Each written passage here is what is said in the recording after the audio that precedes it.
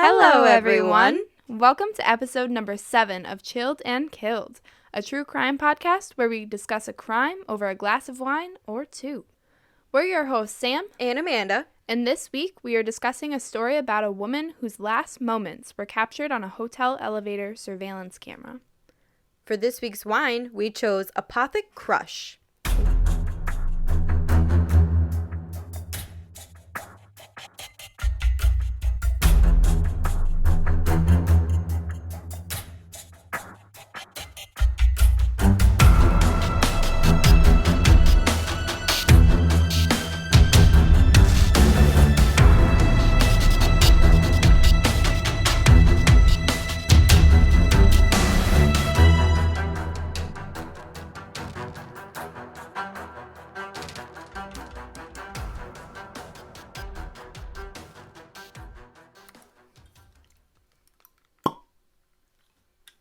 All right, we ready to break into this? Yep, let's give it a go.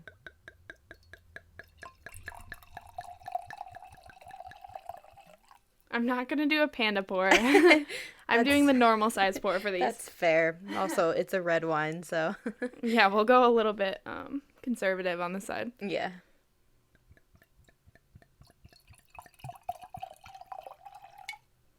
Perfect. To episode 7.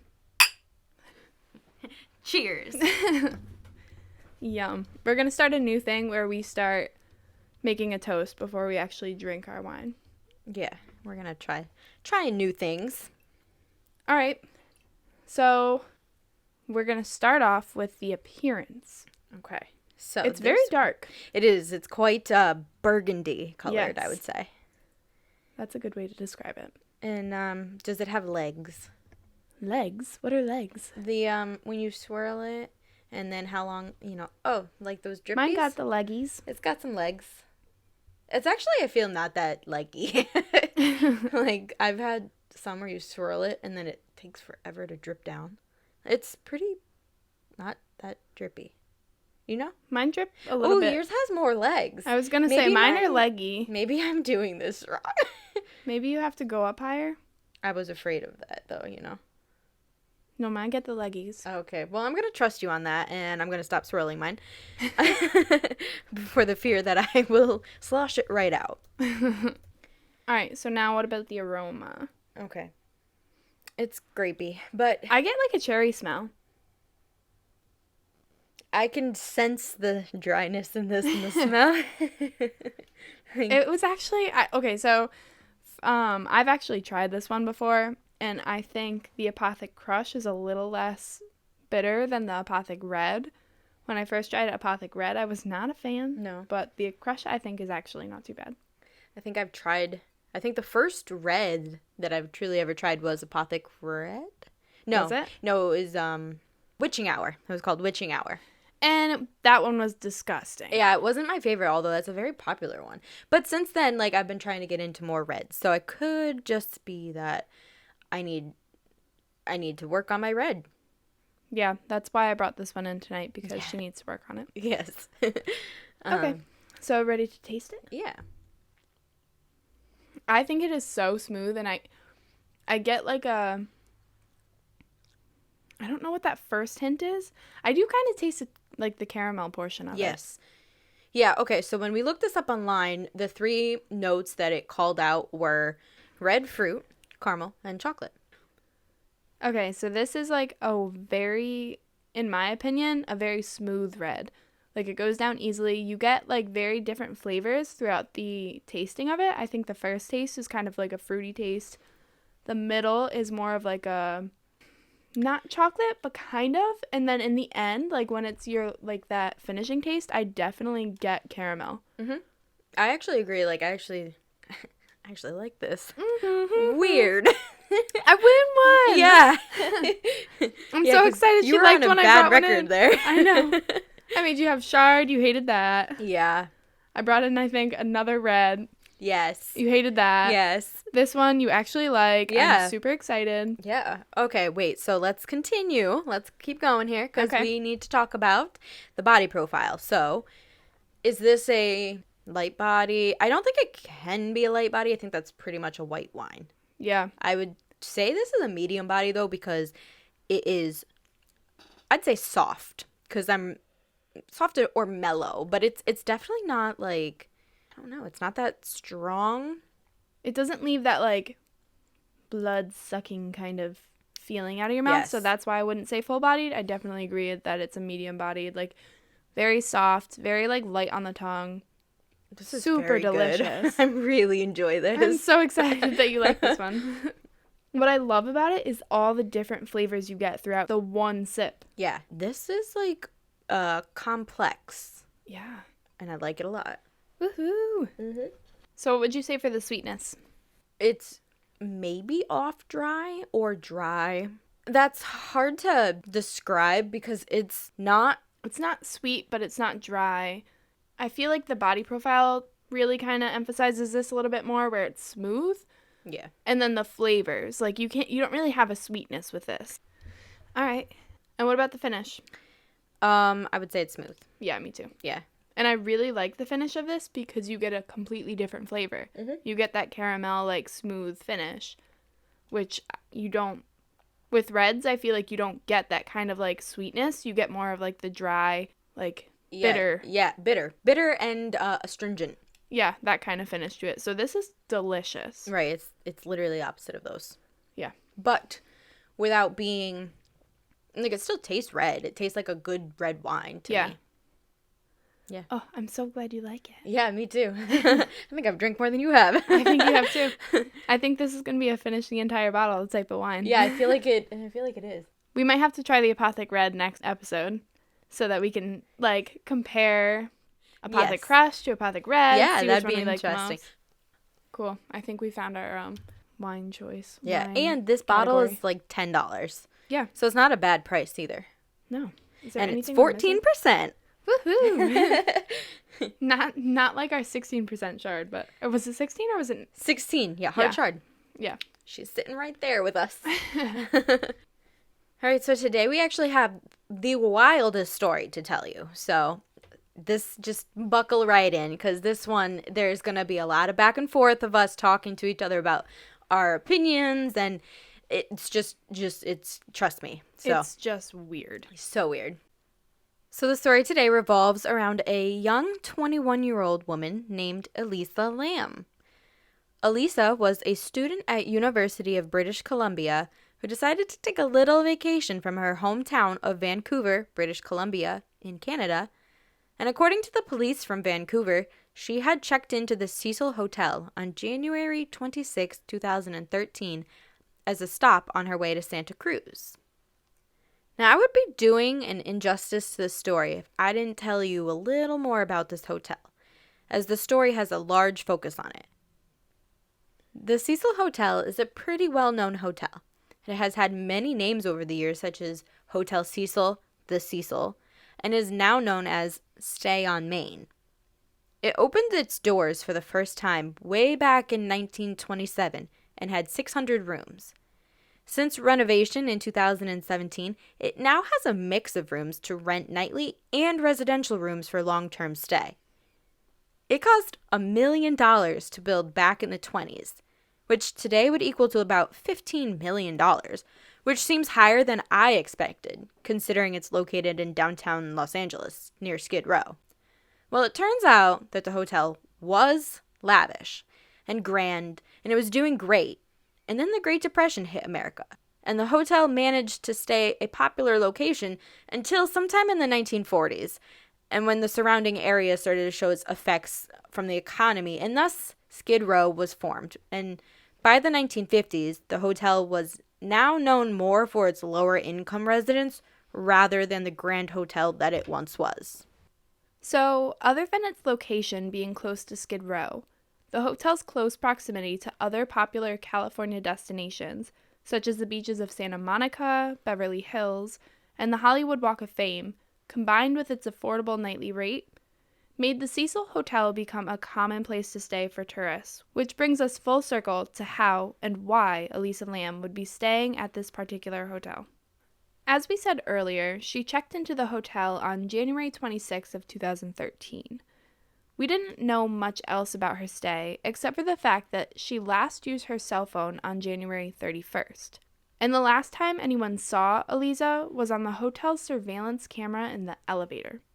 Elisa called her family back in Vancouver daily while she was on vacation, and her family became worried when they hadn't heard from her in a few days. In early February, her parents called LAPD to report their daughter missing. The police responded to the hotel and did an extensive search of the whole building, including checking the roof with a scent dog, but they found no clues to where Elisa could be. So, the hotel management gave LAPD the video footage of Elisa in the hotel's elevator, which they distributed to the local news in hopes that someone would have a better answer or understanding of the actions. The video shows Elisa wearing a red sweatshirt over a gray shirt, dark-colored knee-length athletic-style shorts, and sandals, and she was displaying slightly erratic behavior, but we'll come back to this in a bit. As all of this was trying to be understood, and hopefully lead to finding Elisa, the hotel's other residents were experiencing a new dilemma. It's been a few weeks since the video footage was released, and what would seem like unrelated incidents, we soon come to discover have all too much to do with one another. It's about to get weird. That's for sure. So guests started noticing a lack of adequate water pressure coming from the faucet. One noting at times that it was a mere trickle. They also noticed that the water coming out seemed to have a new foul odor and was a darkish color. A British couple, Sabina and Michael Bow, who were staying at the hotel in the early to mid-weeks of February, later said, quote, "The shower was awful. When you turned the tap on, the water was coming out black for the first 2 seconds, and then it was going back to normal." And they also said that the tap water, quote, "tasted horrible and had a very funny, sweety, disgusting taste. It's a very strange taste. I can barely describe it." But the couple just assumed that this was the way the water was in the hotel, so they actually never reported it to the management. Well, they never said anything to management. Plenty of others did. So I'm sure you can imagine the shock Sabina and Michael felt when the cause of the water issues was found to be from a body decomposing in the hotel's water tank. The hotel had sent one of their maintenance workers, Santiago Lopez, to the roof on February 19th to check out a possible source for the water pressure, or really, lack thereof. Lopez climbed the ladder to the top of the 10-foot tall tank and was surprised to find that the lid already was open at the top. When he peered inside, he found the likely culprit for the water supply issue: Elisa Lam's body floating naked. Now, can you actually imagine? He went up there. He obviously had no idea what he was going to find, but he probably thought, I don't know, maybe some leaves or a valve or something pretty minor. And then he peeks in there and he finds a body. Yeah, a decomposing body of, yeah. Yeah. I cannot imagine that. I feel so bad for him. Yeah, and then have to come back. Like, 1, to realize what you're seeing. 2, to come back and then have to tell somebody, like, there's a body in there. And then 3, realizing that was the reason for all of the, like, so the gross. Foul smell, the foul taste. The fact that people were drinking this water is like, ugh. That is just gross. Ugh. I cannot even imagine. Nope. That's actually disgusting. Yeah. It's like not even like slightly like I'm making like a body in the woods gross. Like, no, these people were drinking the fucking water. And it was black. Why are you drinking it? Why was it black? Like, I understand like blood and stuff, but like I also was a little confused on the blackish color. And I have a feeling that's a little bit of an exaggeration because probably. If you turn the shower on and it ran black for 2 seconds, I don't think it ran black. I think that was somebody going like, oh, it wasn't perfectly clear. Get what I'm saying? Like, I think that they went hardcore. But like, if you think about it though, like, I feel like somebody would be like, it, like, that's a pretty hard descriptor word, like, right. Or descriptive word. Yeah. Like, black. Like, if it was black, they would have picked up that it was black and not like just an off color. In my mind, if it was black, it would be oozing out. It wouldn't be like flowing water. I don't know why. I could be so wrong, but in my mind, when you say the water is black, I think of like sludgy water under a rock or something. Okay. Like I see where you're something coming from. sludgy, like not Like mud as opposed to like just a dirty water. Yes. That's fair. Yeah, I just Either way, it's disgusting. And the fact that people actually drank that water. and bathed just... in it. You're not clean after you bathe in the water. You're not No, clean. Go take a shower in a different hotel. Yes. Okay, so the roof of the hotel was an area off limits to guests anyway. There were only 4 ways to access it, 3 of which being fire escapes along each side of the building. The 4th, a rooftop door which is kept locked and equipped with an alarm. Lopez accessed the roof through that door. However, since he was maintenance, he had a key to disarm the alarm. No one is quite sure how Elisa would have been able to access the roof of the hotel, but no alarm was ever set off, so it does not really seem like she has simply walked out through the door. Police believe that her body had been in the water tank for at least 2 weeks, possibly longer before being found. The city's health officials immediately tested the water in the hotel and found, quote, no harmful bacteria present, which is likely due to the chlorine, but they issued a quote unquote do not drink order for the water supply until the hotel was able to drain, flush, and sanitize the water lines, and were required to supply water bottles for the guests to drink. The Cecil Hotel remained open throughout this, but anyone staying was required to sign a waiver releasing them any liability if you were to become ill. Basically, they were saying, stay at your own risk. And I'm sure more people would have opted to not stay, but the hotel was not offering a refund for the rooms already paid for. Elisa's death quickly became a media sensation and was at the center of many conspiracy theories. Even experts on this sort of case have questioned the validity of Elisa being able to access the roof and get the lid off of the water tank on her own. Based on how she was found, she would have had to climb the ladder, maybe already naked, but holding her clothes, and then manage to get the lid, which supposedly can weigh somewhere near 20 pounds, off, and then climb into the tank. But the other option would be that she took her clothes off once in the water, but honestly, that would be likely near impossible. While it seems unlikely that she would have climbed the ladder naked while holding her clothes, there's really no evidence to support that anyone else was involved or even on the roof at the time that she entered the water tank.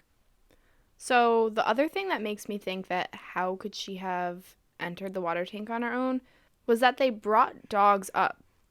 So if they brought dogs up and she walked there herself, they definitely would have picked up on her smell. Like, she would, like, I understand that once she's in the water, it kind of messes with their, like, smell and being able to pick up on scents and stuff, but that's in an enclosed area, so she would have had to walk that way anyway, and they would have picked up on something. Yeah, I get what you're saying, because the dogs should have had the scent up the ladder, and supposedly the dogs picked up on no scent up on the roof, so I'm not really sure. Literally, so many things don't add up. So I don't know. I also don't know why she would have been naked in the water tank on her own. Like, that's not something that's even slightly on the scale of normal. Like, even if you were going to climb into the water tank and commit suicide, like, why would you take your clothes off? Yeah. Yeah, that's just, like, a humiliating factor. Like, yes. You wouldn't do that. No, like, yeah. Unless like, you were in the water tank with somebody else, maybe. But maybe, but, so have you ever been in a pool with a t-shirt on? Mm-hmm. Can you get that t-shirt off with any sort of ease if you can't touch the ground? No. No, so I don't point. know how she would have possibly gotten the clothing off after she was in the tank. So I don't think that's a viable option. And not even just a shirt. You would have had to get your pants, your underwear, your shirt, your bra, your whatever else. Like, right. I just don't think it's possible. Yeah. You would have probably drowned in the process of getting the clothing off. You wouldn't be found naked, I don't think. Yeah. The other thing that I kind of going back to the smell and, like, the dogs picking up on anything, I don't understand why the dogs didn't pick up on anything in the first place if she was found at the roof. Like, because, okay, so say she didn't climb there herself and say somebody actually, like, placed her in there, you would think that there would still be a scent of her body going up into the, like, water tank. Right, like up on the ladder. Yeah. Yeah. Unless it was, like, her body was, like, put in, like, a plastic Sack. bag or something. But, like, Yeah. that would also be really, really difficult for somebody to climb up a ladder with a sack and then put her in the water tank while also holding her and then opening the lid. Like, it's just all so weird. It's the strangest thing. I don't understand. Like, it doesn't seem viable that she would have done it. It doesn't seem viable that somebody else would have done it. Yeah. How the heck did you get in the water tank? No idea. I mean, nobody knows. That's the strangest thing is that, Yeah. Here, let's just keep going. Okay, so we're just going to keep going. Maybe either one of you guys can understand this a little bit better and let us know, but either way. The initial autopsy report came back inconclusive, and the LA coroner's office was waiting for the toxicology report to determine the cause of death. However, waiting for those results could take another 6 to 8 weeks. Elisa's sister had told LAPD that she had bipolar disorder and was taking 4 prescribed medications, which the medical examiner said was likely a contributing factor, but not the cause of her death. Bipolar disorder may help explain some of the odd behavior that we later talk about for their surveillance footage that we see before she went missing. In the end, no illegal drugs or alcohol was found in her system, and with no evidence of physical trauma, her death was officially classified as an accidental drowning, and the case was closed, or so they thought. And truly, even if it was ruled as an accident, you can't ignore the fact that it is suspicious for a 21-year-old foreign tourist to end up alone on the roof of a hotel, naked, and in a water tank. It just doesn't seem like it all adds up. Legally, the case is closed, but many people weren't satisfied with the final determination of accidental drowning, and truly almost everything imaginable has been speculated as the cause of her behavior leading up to and causing her untimely death. There was a large tuberculosis outbreak in the downtown LA area at the time, so people thought it was possible she may have contracted it, but the autopsy report showed no indication of TB in her lungs. Other people think maybe she was taking a sleeping aid and was experiencing the strange side effects, or maybe she was on an illegal drug with a hallucinogenic effect. But again, the autopsy report showed no traces of any drugs or alcohol in her system. Not to mention, why would she end up in a water tank if she died from TB, drugs, or alcohol? So I think it's safe to say that the theory can definitely be ruled out. One major theory about the cause of her death is an internet urban legend, or folklore. It's called the elevator game, which, since the last time anyone saw Elisa was in the hotel's elevator, I can imagine where this began. So first, I'm going to explain the game, because I'm sure most people have never even heard of it. I'll explain what it is and how to play it, and then we're going to do our best to explain the video of Elisa, and then we can discuss whether or not we believe these should be connected. So I found the instructions for this game on the, quote, hide and go kill wiki fandom page. And if I read them verbatim, it would sound very redundant. So I'm going to give you the gist, and I think you'll be able to understand easier than if I read them word for word. Basically, you start by entering an elevator. The building must have at least 10 floors, and you can play it alone or with other people. Every floor you land on, if someone enters or exits the elevator, you must start the game over from the beginning or it won't work. So keep that in mind as I read the order of the buttons. So you're on the elevator, and you press the button to the 4th floor, and no one got on or off? Okay, good. Proceed. Press the button to the 2nd floor. Then press the button to the 6th floor. Now, back to the 2nd floor. And then press the button to the 10th floor. And then the button to the 5th floor. Now, if a woman enters the elevator at the 5th floor, do not, I repeat, do not look at her. Do not speak. and don't talk to her specifically. That woman is not a human. If you talk, look, or say anything to her, she will decide to keep you for her own.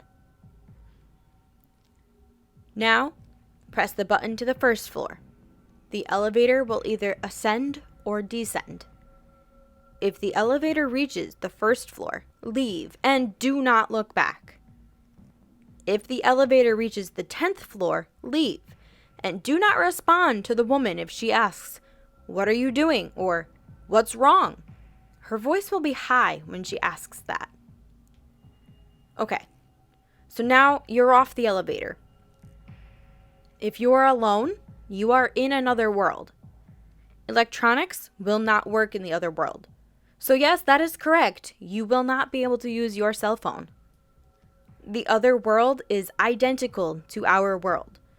But the two very specific differences you will see are all of the lights will be off. And the only thing you will be able to see from the windows is a red cross in the distance. So how do you get home? Well, first things first. To get back to our world, you must go to the same elevator and press the same buttons, only if you leave from the 10th floor. So you press 4, then 2, then 6, then 2, then 10, then 5. When you reach the 5th floor, press the button for the first floor.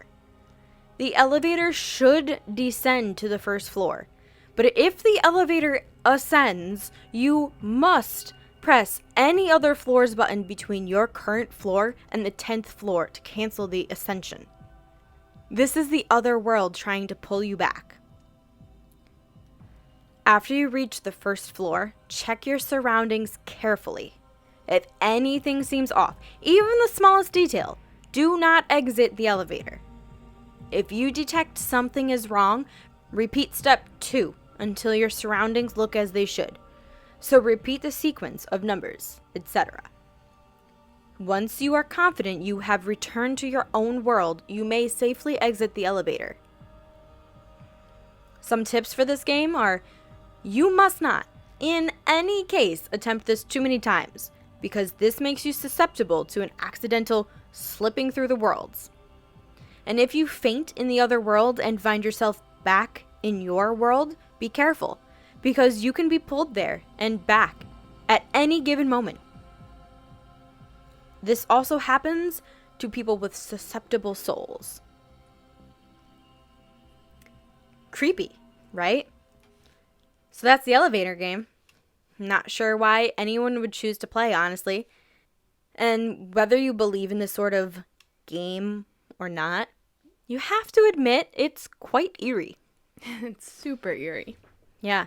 I can tell you I don't believe in it, but I ain't gonna play it either. Yeah, no, So it's like one of those, if I don't like believe the Bloody in it, Mary game. I've never played that in my life. Because ever. I don't want to, like, I don't believe that that's going to happen. But I know every time I walk in the bathroom, if I see myself in the fucking mirror, I'm gonna shit my pants. Yeah, exactly. Like, I'm a baby. Yeah, no. So now that we know more about the game, let's talk about the video of Elisa in the actual elevator. It's about a 2.5-minute video found from CBS News on YouTube. And since you can't see it right now, I'm going to do my best to describe her actions to you.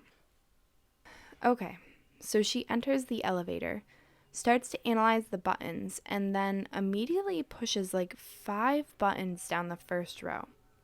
She moves to the corner across from the buttons, looking like she's waiting for the doors to close. But before the doors close, she leans forward just a little bit. And then she lunges her upper body out of the elevator to look around. It's almost like she's trying to see if someone is going to either enter the elevator or come from some sort of direction. But there was no one there. She immediately stood back up and went back against the wall of the elevator near the buttons. Then backed into the corner with the buttons and looked like she was almost trying to peer outside of the elevator. So at this point, we're about 30 seconds in, and somehow she managed to keep the doors open this entire time. Okay, so now she's slowly stepping towards the elevator opening, but not out of the elevator. She's standing in the doorways for about 15 seconds, almost like she's hiding from something or someone. Then she slowly creeps out of the elevator and does this weird, almost scripted, very specific movement with her feet before taking one step back into the elevator, but only for a second. Then she immediately steps back out of the elevator, but to the left this time, and is slightly out of frame of the camera, but you can still see her doing this weird scripted movement with her arms. She keeps doing that for some time before turning back and coming back into the elevator.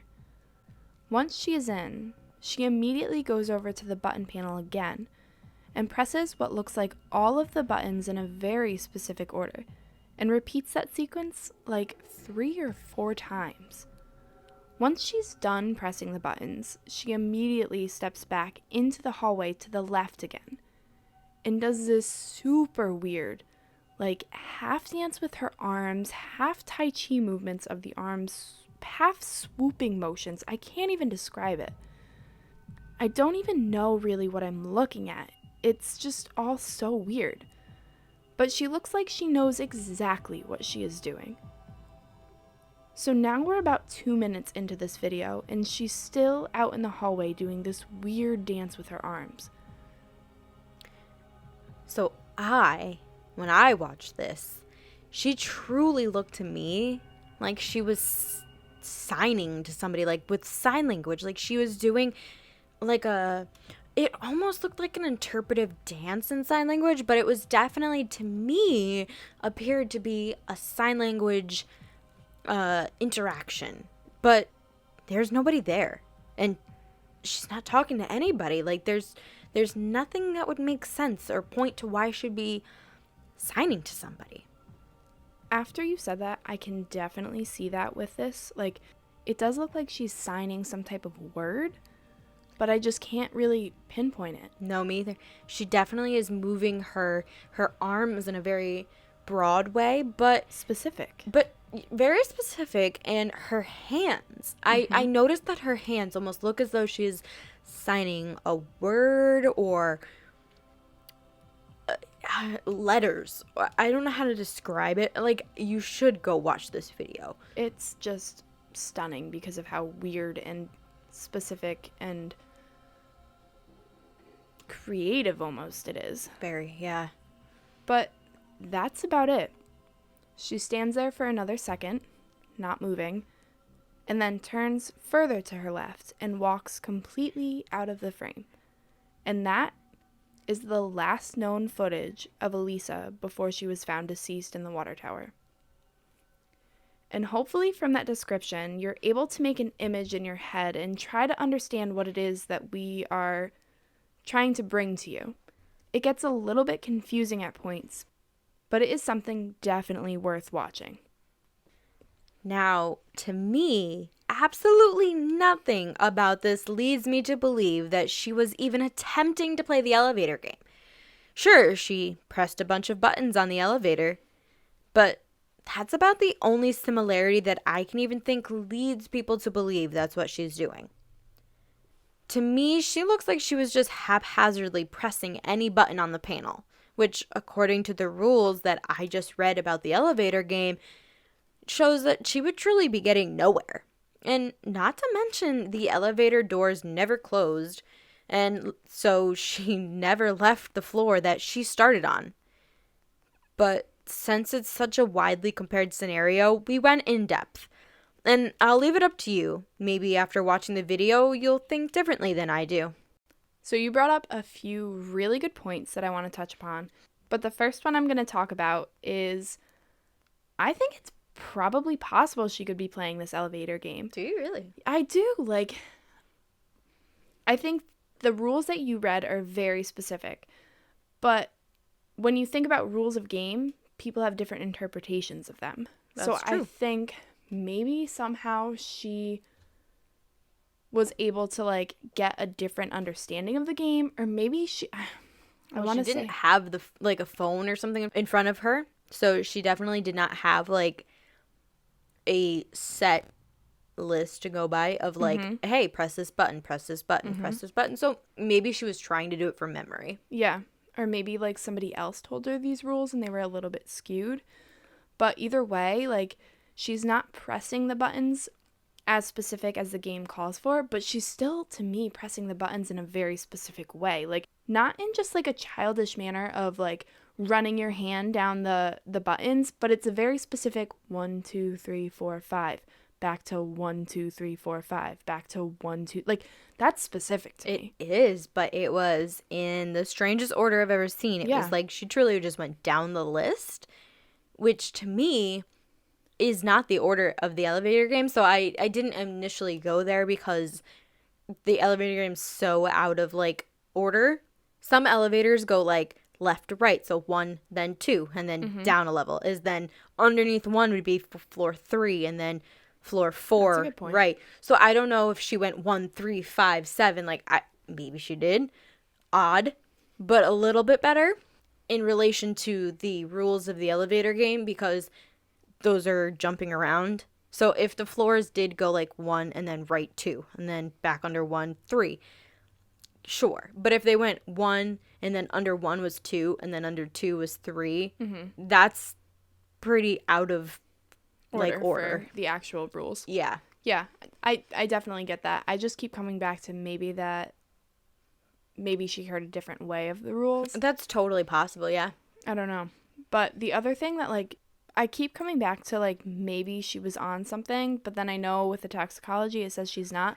But, like, maybe she had, like, some sort of episode with her bipolar, like, disorder that she was envisioning this world. So maybe she was playing the elevator game, but, like, in a completely... In her own space. In her own space. Because she goes pressing the buttons, to hiding in the corner, to looking out and, like, performing her movements in her new world, to coming back, to, like... That's true. I don't know. Maybe there was just something going on in her own life. Completely possible. But the oddest thing I feel of the game, perhaps of the mechanism, I don't know what you want to call it, but the doors never closed. Okay, I am so glad you brought this up, because I was thinking that the entire time I was watching the video. The elevator doors never closed. This is a 2.5 minute long video and they never closed. She was standing in the elevator. She was standing out of the elevator. She was when you're in the middle of the doors, yes, I understand why they wouldn't close. Sometimes they try to close on you. They would try. They never tried. They never even attempted to move. And she so doesn't have a key to keep them open. I have no idea. The only thing I can think is like, and I don't even know if this is an actual thing, like, is the way she pressed the button somehow keeping it open? Is that a thing? I don't know. I was trying to read online because I was so, like, puzzled about this. Like, if you apparently press the emergency button, which I don't know how if I believe this, but apparently if you press the emergency button, it stays open for some time until you come back in and press another button. But I feel like if you also pressed an emergency button, an alarm would go off. I know that if you flip the emergency switch on an elevator, the alarm goes off. And the alarm will continue sounding until that emergency switch is off. It won't matter how many buttons you push. It will not move the floor. The doors will stay open. But she does not have the ability or the key to turn the emergency lock on. Because it's not an emergency button per se. It is an emergency lock. So like in my case, in my prior job, we had a key and it would lock so that the door stayed open and the floor could not move. You could not call the elevator to any floor in the building. It would not move. We used it so that we could clean the floor in the elevator, but it would apply the same to whoever had a key. But she didn't have a key. She didn't have a key. She didn't attempt to look like turn on the emergency anything. Nope. She just hit the buttons. Yep, it looked like she pressed all the buttons. And also, she's a tourist. Like, she wouldn't have access to it's not like she's familiar with this place, so it's not like she's familiar with like being in this elevator. Like she wouldn't know. Right. Right. Like she's been there for how many days? Like, doesn't add up. Something's just weird. So weird. So the only thing I can think about right now with this video is it just might throw off the entire investigation.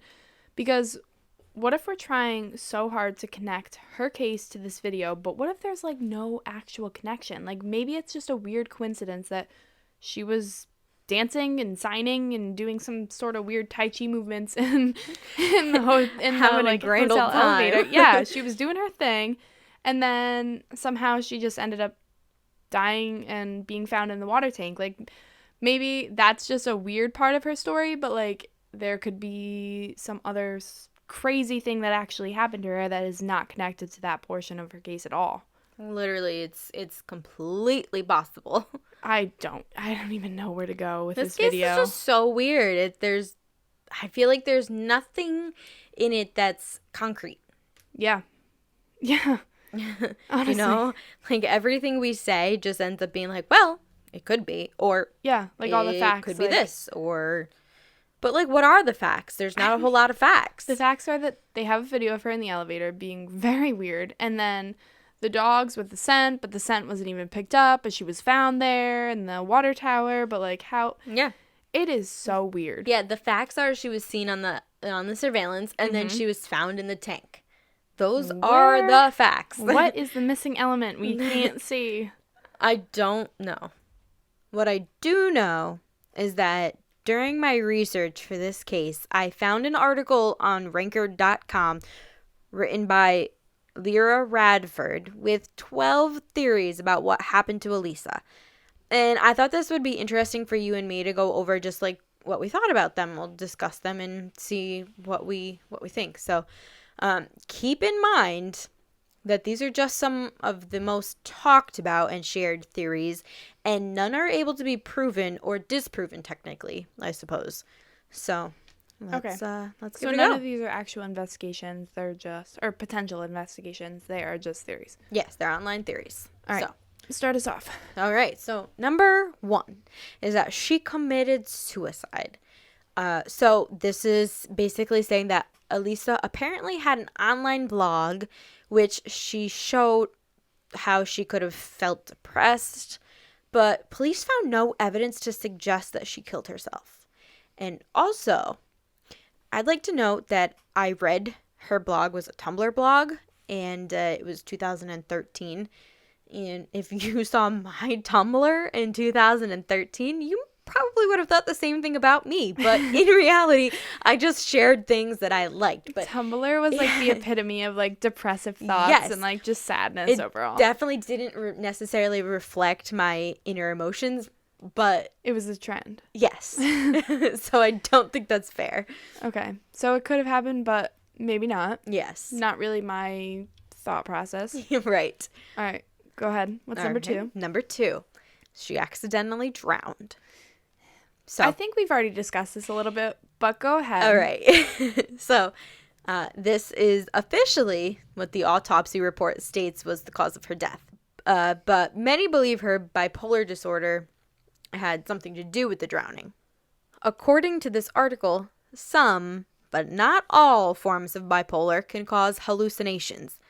And perhaps she thought someone was chasing her, and she tried to get away and hide in the water tank and accidentally drowned.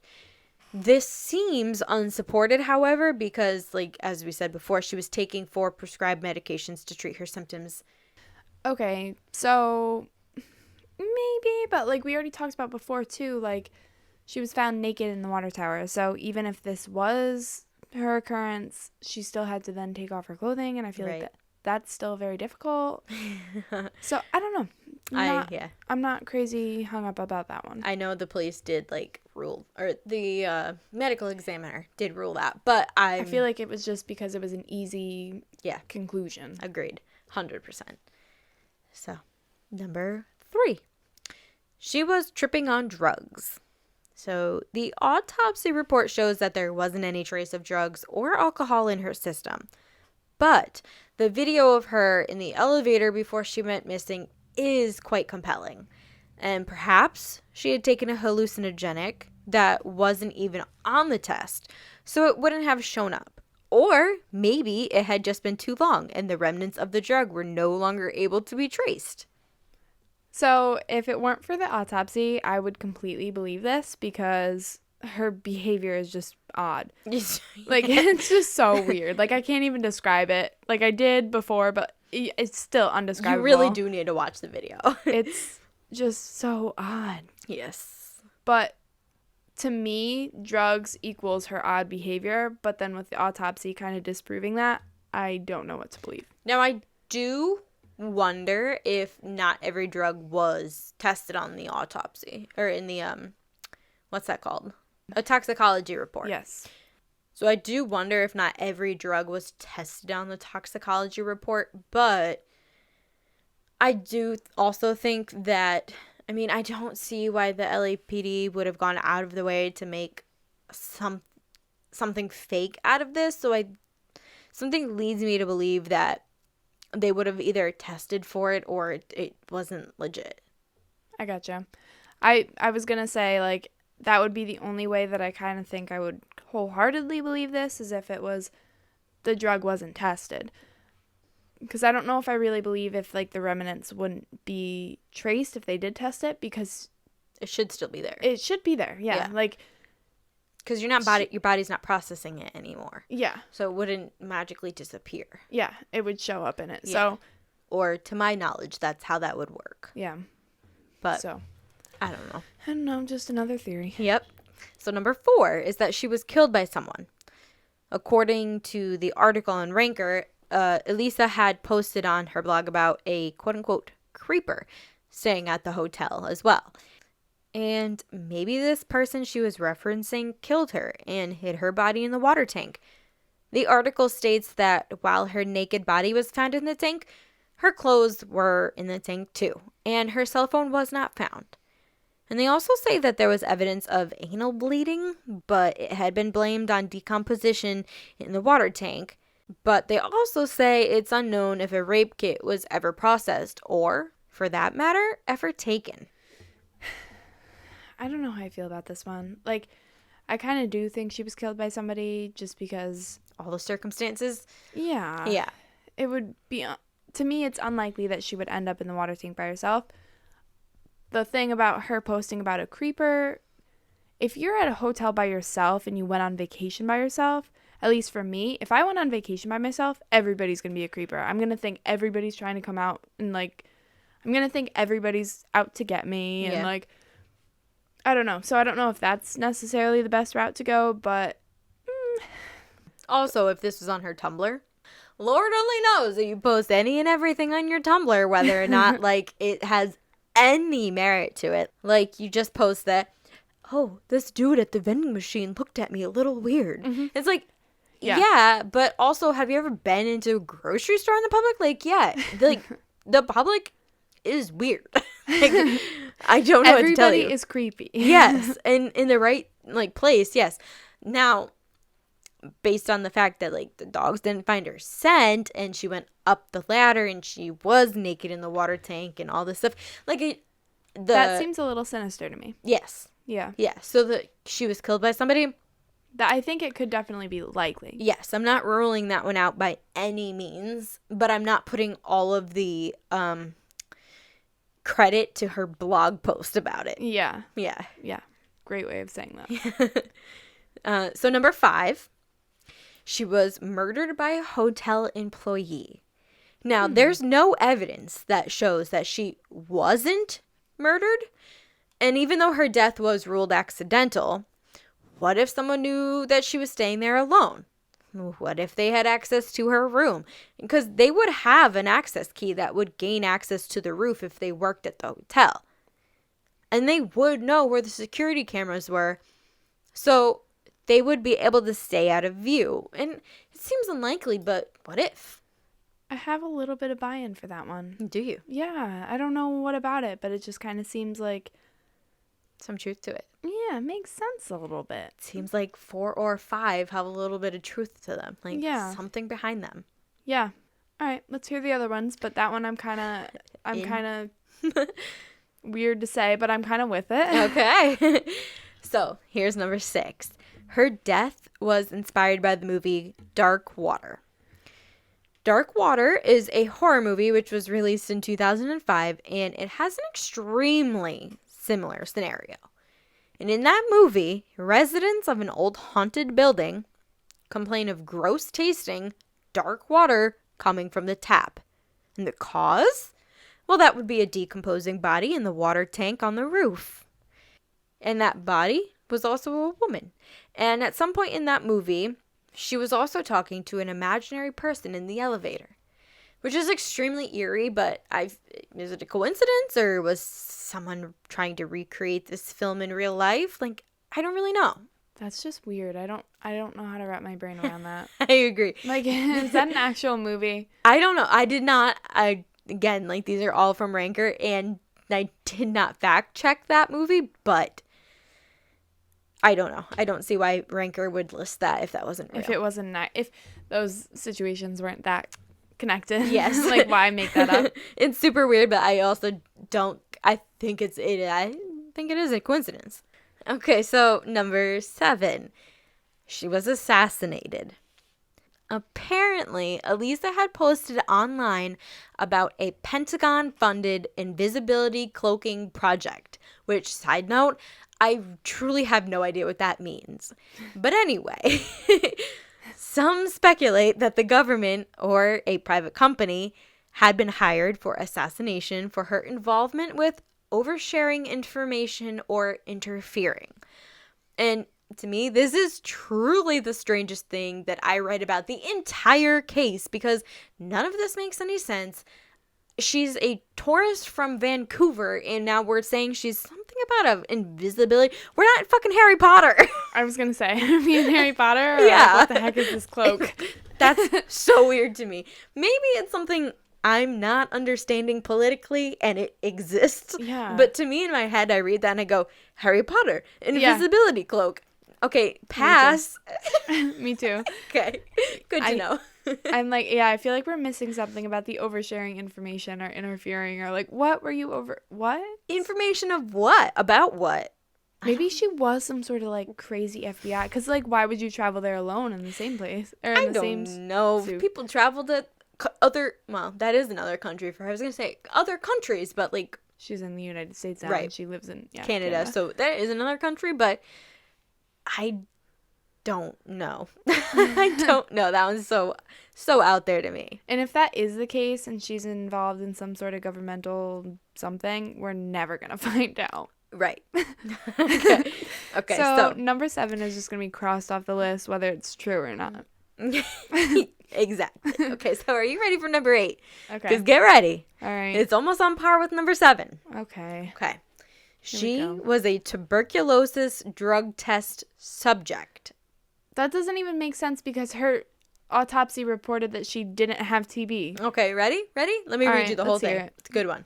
So there happened to be quite a large outbreak of tuberculosis in the area of Skid Row and the general area of downtown LA at the time that Elisa was staying at the Cecil.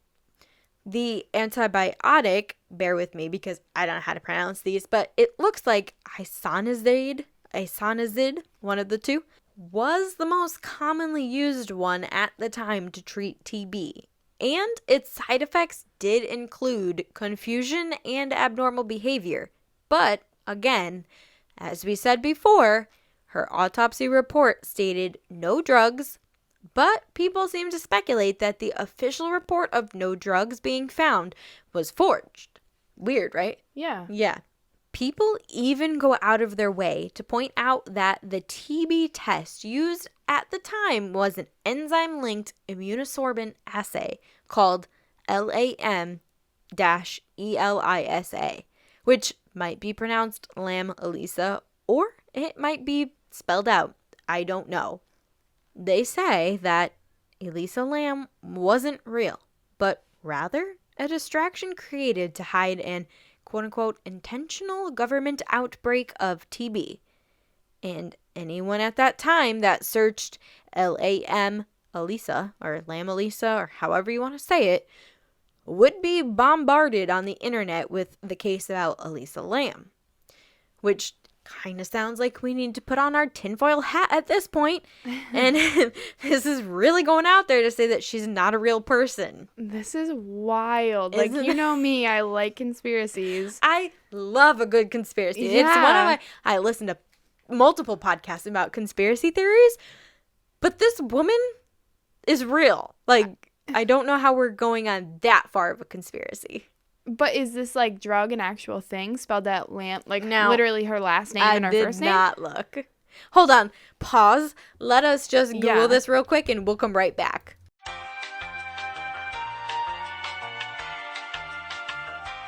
Lam Elisa tests TB. I didn't even have to finish. Urine Lam Elisa does not appear to be useful as an independent diagnostic test for pulmonary tuberculosis. So does that mean... That means it's an actual fucking drug. Okay, but does it mean that it's not actually effective? It's saying that this enzyme does not appear to be useful for its, like, diagnosing TB.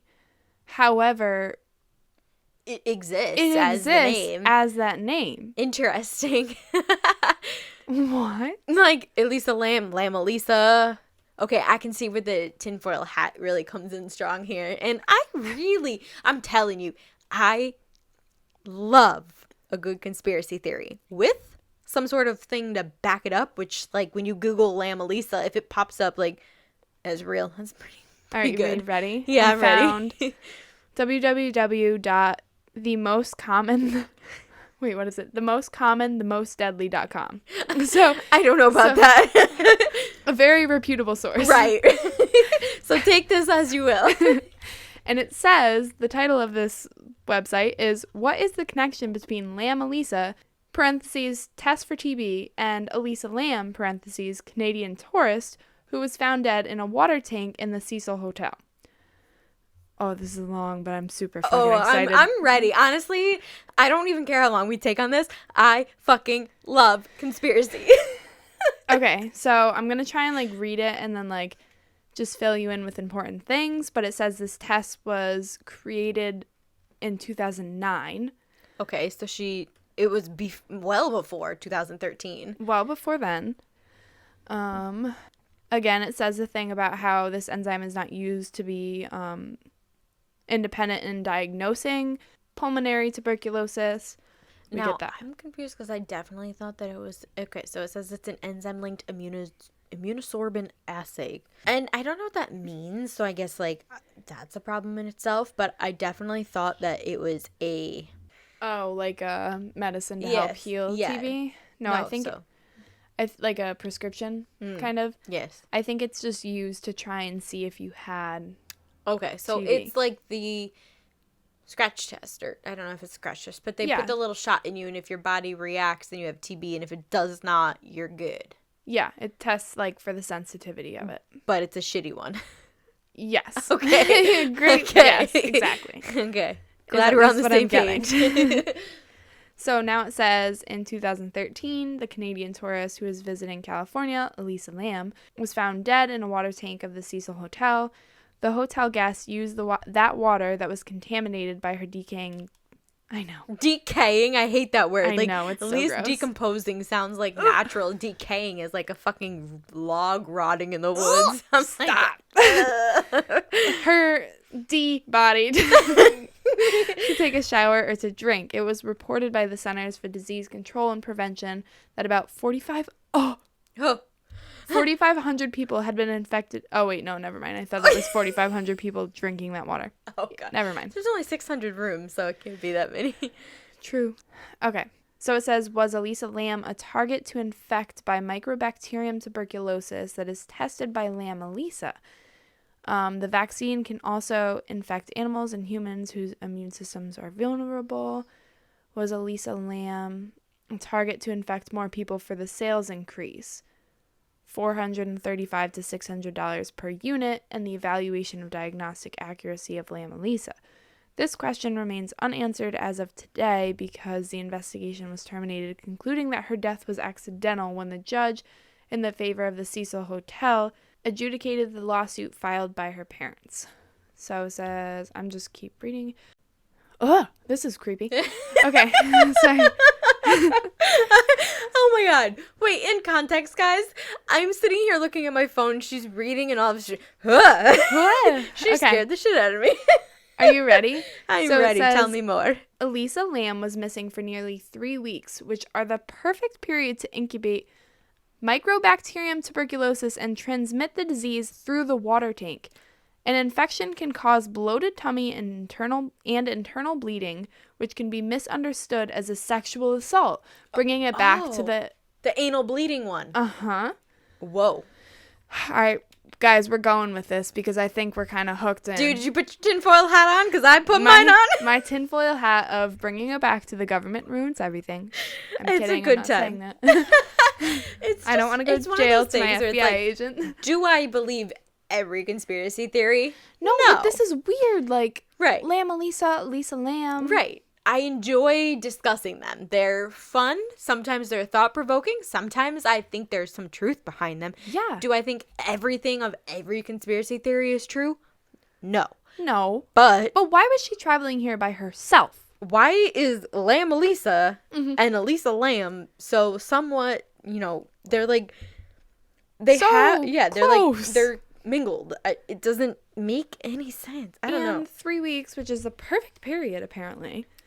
Weird. To be missing and to be incubated by it's just so weird. Like, I don't really want to put my tinfoil hat on. But at the same time, like, put it on. What? We're going deeper. Yes. Right. So I'm going to keep reading. Okay. So Elisa Lam was seen in the YouTube video which was released by the police department, and her strange behavior was recorded by the hotel elevator camera.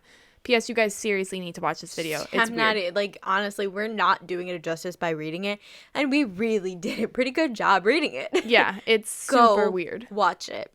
So this website says, patients with infectious disease suffer from hallucinations and delusions because pathogens, by yielding acids, destroy the electrons in their brain, which are essential for neurotransmitters, which are the little communicator things in your brain and your gut. And anyway, so those patients suffer from autoimmune disease, including mental illness in their later lives. Bipolar disorder. Anyway, keep going. Many patients who are infected by bacteria, fungi, or a virus are left without treatment because diagnosis is difficult. The next thing talks about a zombie ant infected with the parasitic fungus, which I don't know if I want to. We don't have to go into that. One's going a little far for me. That's a little too far. A zombie ant. Yeah, what? Fungi that create zombie ants discovered in the Brazilian jungle. We're going to keep that in the Brazilian jungle. Yeah, that one's... Okay, my tinfoil hat is coming off. Yeah, me for too. that one. Yeah. Okay. Yeah. What? All right. So it says, audience may have been misled by the people who believe that paranormal activities caused her death, which we didn't get into yet. We didn't, but hold on. That's upcoming. So it says, we may have to consider the facts that the video and autopsy report, delayed many times, were not released immediately, and the video appears to be edited. Which I don't know if I would agree that the video... I really couldn't... I couldn't see the timestamps, and honestly, it flowed, so I can't say. I mean, you don't really see the beginning and the end, but like... True. Like, I did... Yeah, you're right. But the end, whole middle part... Yeah. Because she, did actually disappear off screen. Yeah. So I feel like she did. But if it wasn't... I mean, I'm not saying it wasn't edited. Literally, it was a surveillance camera footage, and I literally couldn't see the timestamp. Like, it was impossible. So it could be from our view. It doesn't really seem to be edited, but... Anyway, it says... The elevator door in her hotel may have been manipulated or operated by the person who opened the water tank. Weird. Whoa. Which was locked to monitor her behavior or to record her behavior by the camera to make people believe that she probably committed suicide or died accidentally due to her mental illness. So, kind of totally believe this because, one, we commented on how it was weird that the elevator door was open the entire time because that doesn't happen. Nope. It literally is impossible. Yeah, and then we talked about how just her being in the water tank would be super weird anyway, like to get herself in there, to get somebody else to put her in there. And had to say by body image, but she didn't appear to be like the strongest woman I've ever seen. No, she was probably 95 pounds Yeah, soaking like wet. Yeah. So I don't know how, if truly the water tank did require like a good amount of effort to get open, how she would have opened it. Yeah. Like you and I, we could open it. Yeah. 20 pounds is not that much. Right. Well, no, actually, so here's the thing. 20 pounds is not that much, but even to you and I, 20 pounds is not necessarily what I would call light. For a weird being on a ladder trying to open it, like for a weird for that maneuver. Scenario. Yep. Yeah. And especially if you are already naked and holding your clothing with you, like, I don't know, that's really odd. Yeah. But weird. And then also talking about, I think that's super interesting to say, like, getting her on camera was a way to record her behavior, because why was she on camera? I don't know. Like, why do we have that and then she's dead? Like, only those two pieces. Yeah, she probably was on camera every single day of the hotel. Yeah, because she must have gone in that elevator a few times. I mean, I guess unless this is truly the last time, but like also... And that's the only time that they're picking up on? Yeah, maybe. And last, the only thing I could think of was because her parents called the police saying that she was a missing person, so maybe they were just trying to track. That's possible. Yeah. I don't want to discount that, so. Yeah. So, okay, so maybe not, but still weird. Mm-hmm. All right, so honestly, shall we, this is crazy, shall we just consider it to be quite the tinfoil hat experience and move on to number 9? Yeah, but... Okay. Probably, because we are getting way too hung up on this. You really could just go for this for hours and like go into it and keep diving deeper and deeper and deeper and just end up going like, oh my God. This is it. This is it. I'm already there. Yeah. Yes, I know. Me too. We've said it for like 5 minutes. And I think that we'll cut it off now. We'll let you guys build your own conclusions of what happened to her instead of just following our tinfoil hat. Yes. Yeah, because ours are going strong right now. Yeah, we are just digging deep. All right. So number 9 is now keep in mind, okay, these are all still from ranker.com. So these are all just, I'm not coming up with these. They're all just the top list theories. So, okay, ready? Number 9. Her death was a sacrifice. Yeah. So throughout the 1950s and 60s, the Cecil Hotel became known as a place to commit suicide and murder. The Night Stalker, Richard Ramirez, which if you follow true crime, you know who he is. Well, he is known to have stayed at the Cecil in 1985. And Jack Unterweger, who may be less known, but still important, stayed at the hotel in 1991, where he strangled 3 sex workers with their own bra. This hotel seems to have a bad juju. Did she perhaps get caught up with someone staying there with bad intentions like many people in the past? I don't know. What do you think? I don't know. I'm still with my tinfoil hat. I'm on the tinfoil hat right now, yeah. And so I also think that no, she wasn't a sacrifice. She's definitely Elisa Lam Elisa. That's what happened. Yes. Well, also I'm at the point where like nobody has come out since then as killing other people. Nobody has been known to have like been this person who killed these people, but also might have killed Elisa Lam. Like there isn't somebody we can pinpoint. So I don't think I follow the bad juju of somebody staying there at that time. Yeah, I think it's a little far-fetched. Yeah, because all these other people we know about. Yeah. So I'm moving on. Yeah, me too. Number 10. The hotel's ghosts were tormenting her, and I can't help it. I fucking love paranormal shit. Like, I'm on board. I need to move my chair away from you. I believe in it. I don't know if I love it. Okay, well, I enjoy the aspect of it in a good, like, storytelling like way, this. please. Yep. Yes. Not like no, I don't want getting involved. No. I don't want to ghost hunt, but I love watching like ghost hunters or ghost adventures or something, like that. Okay. Anyway. All right. So, were the ghosts tormenting her? Well, in 1962, Pauline Auden jumped from the hotel's 9th floor, killing herself and a person walking along the street, which is quite gruesome, I must add. Yeah. Also, some people believe that the Cecil is the last place that Elizabeth Short, who is better known as the Black Dahlia, was seen alive. Now, I've also seen conflicting reports on this, but you know what? For the heck of this, let's just go with it. Fair. And in general, since opening in the 1920s, there have been many suicides and murders at the hotel. And people wonder if perhaps an evil spirit was tormenting her while she was in the elevator, or even worse, maybe a demon possessed her and forced her to commit suicide. Okay, guys. I'm not buying it. You guys, I'm not on board, and I love paranormal stuff, so no.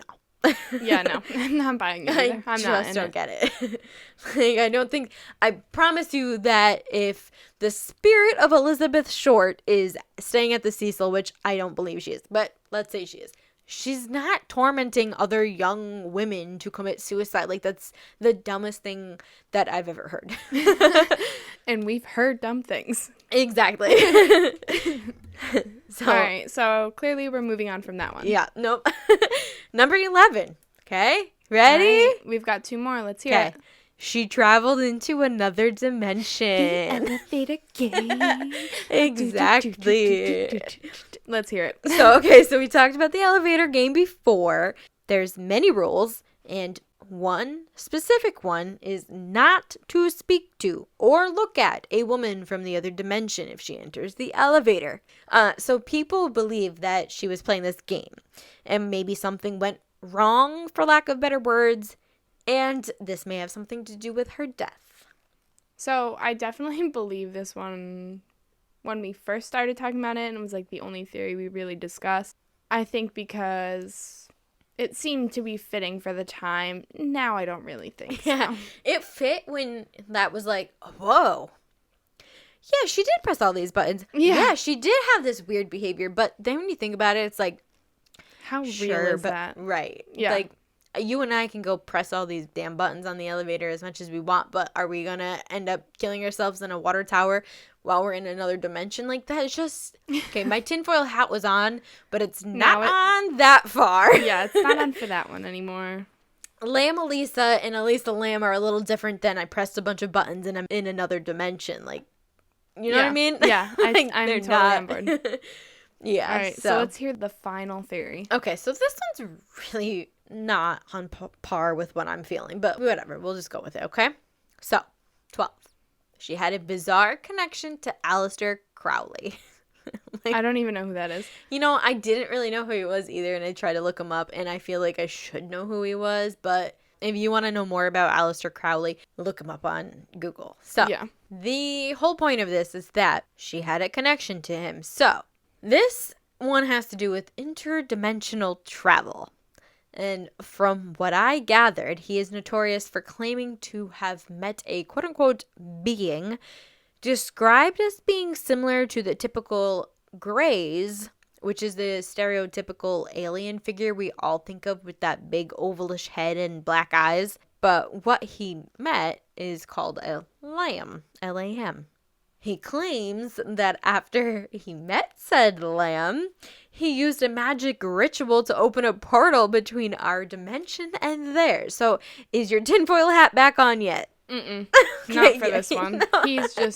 He just seems like a wackadoo. I almost stopped you in the middle of the thing saying, can we move on from this one? Yeah, like my tinfoil hat's on with Lamb Elisa Lamb, but you with your You're grays. Just trying. It's called actually a lamb, not a gray. It's a lamb. Yeah. You're just trying no, to it's make a that gray, work. dude. Apparently, some people believe that this is what Elisa Lam was doing on the elevator, like opening a portal or something, but everybody who believes that just needs to like calm down a little bit because it sounds quite absurd. Mm-hmm. Yeah. I totally agree. So, okay, so if you had to say go in order from your top 3 of what you think is most likely, but just your 3. Okay. So I think what's most likely to me, regardless of what the police report states at all, is that 1, she was murdered. Probably by a hotel employee because of the way that the alarm did not go off, by the way that there was nobody on the security cameras, by the way that they would have known that she was alone. 2, I think that she was perhaps tripping on drugs because, dude, if you watch this video of her in the hotel elevator, something is going on in her head. So I can't equate that with drugs, I suppose, 100%, because she may just be having a bipolar episode, but I don't know, and that's the next best thing I have, so I'll go with that one. And then 3, 100% something about that tuberculosis thing, because Elisa Lam, Elisa, and my tinfoil hat is going strong. So what about you? Okay. I wholeheartedly am with number 1, tinfoil hat. I can't even. Like, it's just so coincidental. Lam Elisa, Elisa Lam, like, and then the confusion and the abnormal behavior. It does fit. It fits her so well. And, like, with the bipolar, and then we were talking a little bit about, like... Now, wait. Nobody, we didn't even look it up. How long does it take to contract TB? Like, she wasn't there that long. Well, okay, so you know how it shows up in the autopsy that, like, she didn't have TB? Yes. What if that's just a cover-up? Well, yeah, I mean, that's not now. You're putting your tinfoil Like, hat on. Any autopsy totally report could be a am. cover-up. It absolutely can. And if this is something to do where the government is involved, well, they're maybe gonna you should cover put her it up. invisibility cloak on. Okay, no, that is cut out. We are not talking about Harry Potter. Okay. Anyway, so totally going strong with the governmental conspiracy theory. Fair enough. Yep, that's what happened. Okay. Case closed. No, you need some more. No accidental drowning. Nothing. But okay, so my number 2, I would probably say killed by someone. So something sinister, maybe, I don't know. You think in the hotel, like a hotel worker, like me? Or Potentially. You think anybody? Any mix between anybody and hotel worker. Okay, fair. I think you brought up some good points about with the alarm not going off and like getting up to the water tower area. Like, makes sense to me to be a hotel worker. Mm-hmm. Third, even though throughout the entire podcast I said that I totally don't agree with it, I think it's more plausible than the other 12. Suicide. Okay. Which, the only reason I'm saying that is because of her history with bipolar and the mania and fair. Like, that kind of stuff, that maybe she was just going through some sort of hallucination, delusion, something where she got herself into a sticky situation. I also almost feel as though, yes, we ruled it as an accidental drowning, but what is really to show the difference between accidental and on purpose drowning? Or, wait, what do you mean? Well, like, if she accidentally drowned, how do you differentiate? If Yeah, it's how? suicide? And because what would be the accidental part of ending up inside of the water tower? Yeah, good Like, point. you can't accidentally fall into that. Yeah. It's not like accidentally drowning in the hotel pool. Like, Yeah. you made a conscious effort to get to the roof, climb up, take the lid off, get in. Like, not much seems accidental about that. The only thing I could think is maybe, like, you weren't intending, like, To drown? you were right. intending to go into the water tower and then come out. Right, but, like, I'm sure that there's a swimming pool. There's a freaking beach not that far from you. Hey, you're in LA. You gotta... Go in the beach. Right, yeah, not the Okay, hotel that too. water tower. I was gonna say, what happens in LA stays in LA, so maybe she Literally. just needed to explore Maybe. the water towers of the area. It's I a don't weird know. one to me. I just don't see the likeliness of the wording used in the official report. I totally agree, but it's better than the aliens and the lamb and the, I don't know. I agree. Yes, Seems with fitting. that, and More also fitting. with the sacrifice. But what do I know? Either way, super weird story. And if you guys have not seen this video, you seriously need to go and watch this. I can't emphasize that enough. And we will try and post a short clip of the YouTube video on our Instagram page. So watch the video, come up with your own conclusion, come up with your own questions, because honestly, the whole thing is just off. And then go on our Instagram and comment what you guys think. Yeah. So let us know if you guys think it was the elevator game, if she was on some sort of drug, if you guys believe us and think it's a conspiracy. Maybe you think it was an accidental drowning. There are so many other theories. We went through 12 of them. If you have your own theory, comment that below. Yeah, we would really love you guys to comment on this. Like, this is such an open-ended interaction. Like tell us. Yeah, you're going to get our brains thinking even more. Mm-hmm. But whatever it is, let us know, because we are truly so stumped with what could have happened. It's really something. Like you guys really will, I hope, enjoy this just as much as we did researching it. Yeah, super interesting.